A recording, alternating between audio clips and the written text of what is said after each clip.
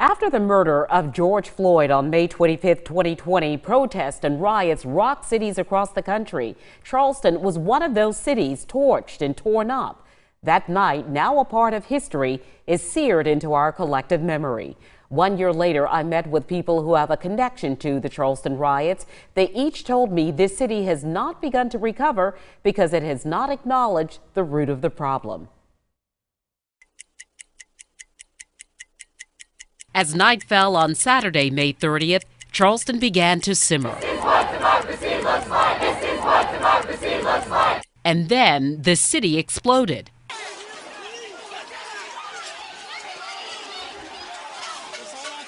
Cars on fire, storefronts of businesses busted, rioters fighting police and each other.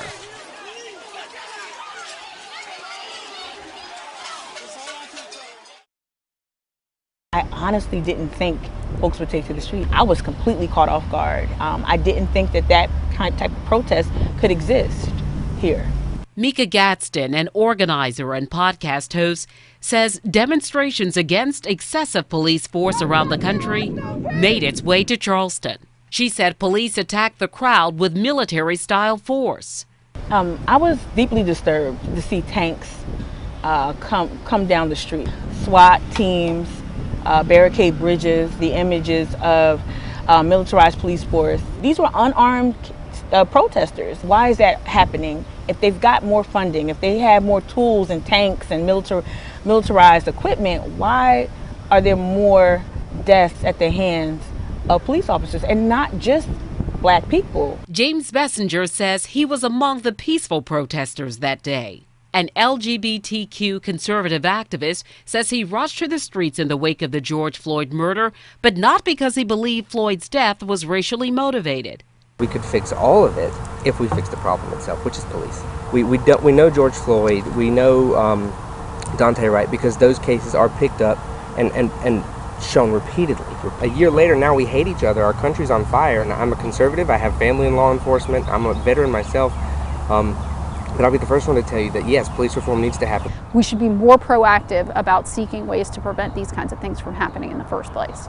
Cameron Blazer is an attorney in Mount Pleasant. She says she was neither surprised by the protest nor the riots. When the government continuously fails to answer the concerns of the people, I think this is what you can expect to see happen. She represents people who were arrested that night. 1 year later, she says she expects protests, peaceful and destructive, to happen again.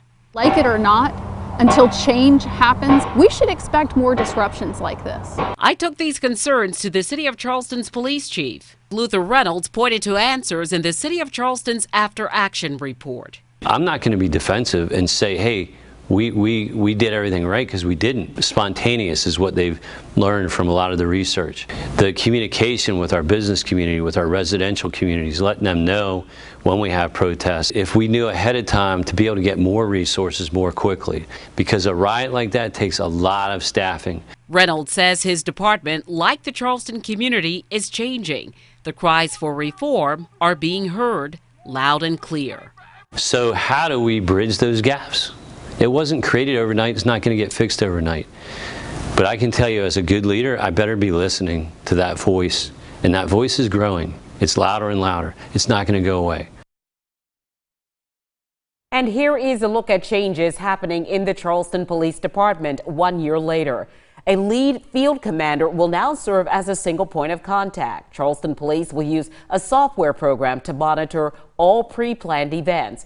A supervisor will relay information to all other supervisors. There will be regular information and updates through email for all upcoming events. The Central Detectives Division has revised forms for applications for things happening in the city. A case agent will be assigned to handle and monitor specific cases. The Community Outreach Division will work with businesses and neighborhood organizations on communication, and a public information team will disseminate information to the public and local media.